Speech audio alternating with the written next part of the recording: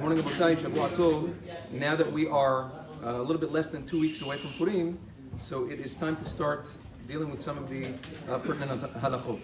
One of the mitzvot on Purim day is Mishloach Manot. That's one of everybody's favorite mitzvot. Mishloach Manot, Ish Le'Re'ehu, as prescribed by our sages, is that you have to send 2 food gifts.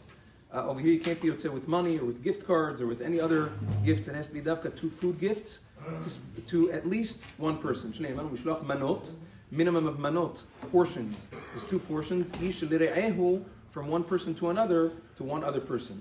This is machloket poskim exactly as to the reason for this mitzvah.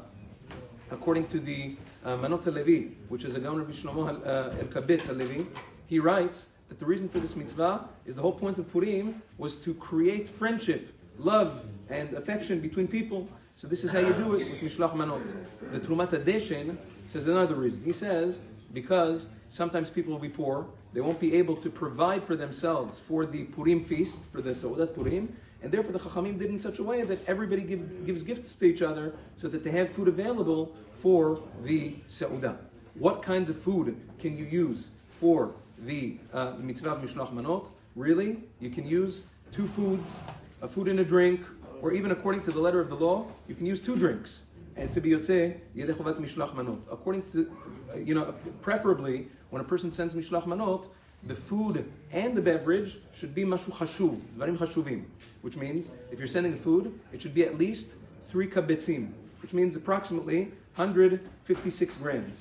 Or if you're sending a drink, it should be at least a revi'it or 2, not 2 little things. Something mechubad, something that you would give to an honorable person.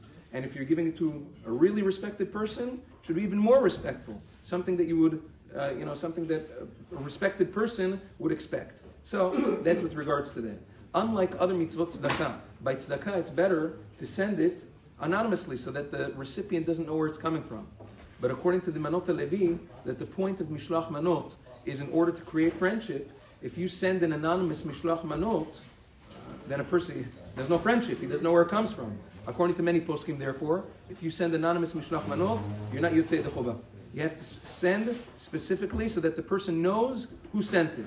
And then you are Yotzei. Unlike Matanot Le'Evyonim, which we'll speak about B'ezrat Hashem, that's like tzedakah. The recipient doesn't need to know where it's coming from. On the contrary, it's better if he doesn't know who it's from. But by Mishloach Manot, the guy needs to know, the recipient needs to know who sent it to him in order to create that friendship. B'ezrat Hashem will continue tomorrow, Yom Tov.